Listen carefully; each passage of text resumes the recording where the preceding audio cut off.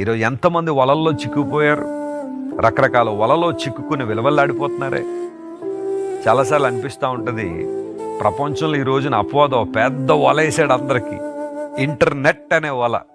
Net అంటే వల కదా, వేసాడు చాలామందికి. టెక్నాలజీని ఉపయోగించొద్దని నేను అంటలేదు, ఇంటర్నెట్ వాడొద్దని నేను అంటలేదు.